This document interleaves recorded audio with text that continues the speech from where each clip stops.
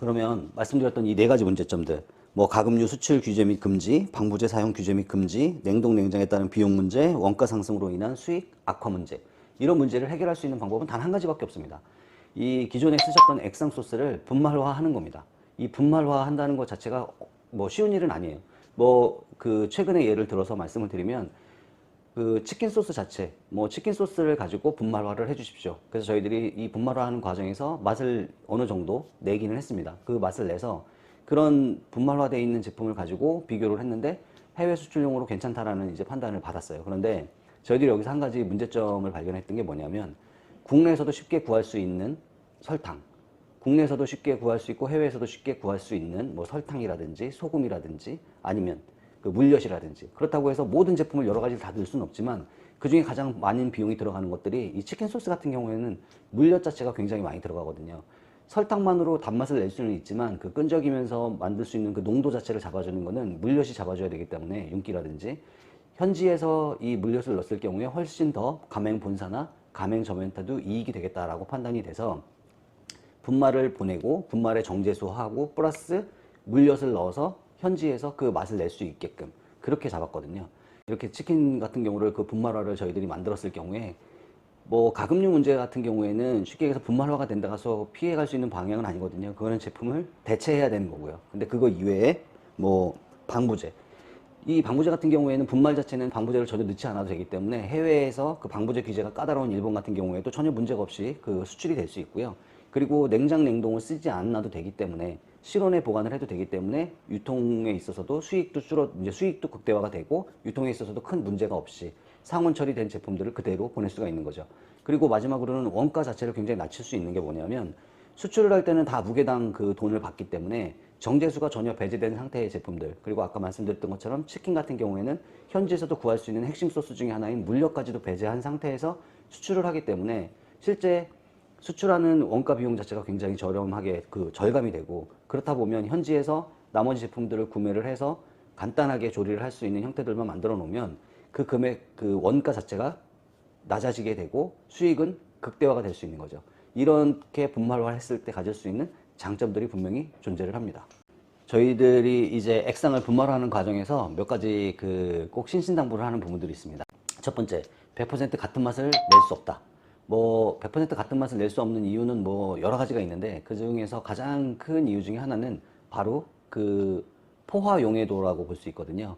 액상 소스 같은 경우에는 저희들이 분말화되어 있는 조미료들이라든지 이런 것들을 이제 교반을 해놓고 난 후에 일정 시간이 지나면서 생기는 이 용해도 자체가 굉장히 많이 그 부드럽게 그 물하고 정화가 돼가지고 용해가 되기 때문에 그 용해도 자체가 분말하고는 틀리겠죠. 저희들이 바로 만든 분말을 물에 섞는 것과 이미 가열을 하거나 오래전에 섞어놨었던 이런 소스 자체는 똑같은 양의 동질의 그 제품을 만들었다고 해도 미리 만들어서 준비해 놓은 제품들이 훨씬 용해가 잘 되기 때문에 맛 자체가 틀리거든요. 거기에서 첫 번째로는 그 맛의 그 균형 차이가 분명히, 그 맛 차이가 분명히 존재를 하게 되기 때문에 그런 맛이 똑같지 않다라는 말씀을 드리거든요. 두 번째는 아까 말씀드렸던 것처럼 이제 가금류를 많이 쓰는 경우에는 그 가금류를 대체를 해야 되기 때문에 뭐 그런 것 중에서 가장 큰 거는, 예를 들면은 뭐 우유를 가장 많이, 우유라든지 뭐 우유, 유제품을 가장 많이 쓰는 소스들이 있거든요.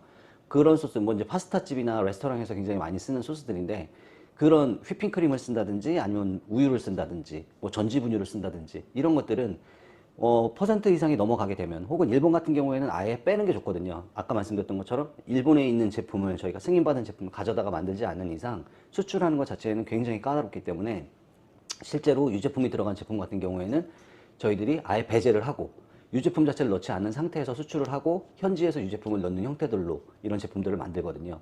그런데 이런 유제품이 아니라 단순하게 뭐 소고기 다시다 해도 소고기 함량이 들어가 있고, 그리고 이제 돼지고기 맛을 내기 위한 돼지고기 분말이라든지 이런 게 들어가는 경우들도 분명히 존재하잖아요. 닭고기도 마찬가지고. 이런 부분들을 전혀 들어가지 못하는, 뭐 일본처럼 아예 배제를 해달라고 하는 곳 같은 경우에는 그거를 무엇으로 대체를 해서 현지에서 그 맛을 낼 것이냐, 이런 부분에 대해서 서로 협의를 해야 되고, 그에 맞는 레시피들을 저희 공장, 소스 공장에서도 레시피를 갖고 있어야 하지만 가맹 본사에서도 그에 맞는 레시피를 개발해서 현지에서 그 맛이 날 수 있도록 준비를 해야 되는 게 가장 중요한 것 중에 하나입니다. 마지막으로 이제 내가 해외에 진출한다고 보면, 이제 저희들이 소스 의뢰를 받아보면 국내에서 그 유통되는 소스가 대략적으로 뭐 한 15가지, 20가지 정도가 되는데 해외에도 그 소스를 그대로 가져가시려고 하는 경우들이 많거든요. 이럴 경우에는 기본적인 그 재고 부담도 굉장히 크지만 유통을 하는 데 있어서 그리고 해외 수출을 하는 데 있어서 그 제품들을 그 효용한 그러니까 재고 회전율을 높이기에는 굉장히 불합리하기 때문에 절대 한 절반 정도로 줄여보자 라는 얘기들을 가장 많이 말씀을 드리고 실제로 저희들이 그 가맹 본사하고 같이 이야기를 해보면 가장 많이 쓰는 종류는 한 30%, 그리고 그저 그렇게 쓰는 종류가 뭐 한 40%, 그리고 전혀 쓰이지는 않지만 구색을 맞추기 위해서 만들어 놓은 그런 제품들이 한 30%가 존재하기 때문에 말씀드렸던 70% 정도는 있으면 좋지만 없어도 크게 상관이 없는 제품들이 생각보다 많거든요. 이런 것들은 그냥 하나의 제품으로 범용으로 사용할 수 있는 형태로 소스를 재개발을 해서 소스 수를 줄여서 수출을 하자라고 말씀을 드리거든요. 그래야 가맹 본사뿐만 아니라 가맹점도 그 재고에 대한 부담도 줄고 실제로 회전율이 높아지게 되면 수익 자체도 높아지기 때문에 이런 부분들에 대해서 저희들이 소스를 개발하기 전에 미리 말씀을 드리고 있습니다. 이 액상 소스, 뭐 해외 수출에 있어서 가장 중요한 그 핵심인 그 소스, 프랜차이즈 본사, 외식 프랜차이즈 회사의 그 핵심인 소스를, 액상 소스를 분말화해서 해외로 수출하는 이 마스터 프랜차이즈 기업이나 마스터 프랜차이즈 업체한테 이런 노하우나 이런 것들을 미리 만들어서 주는 방법에 대해서 장점과 단점들 그리고 주의해야 될 점들에 대해서 이야기를 해봤습니다.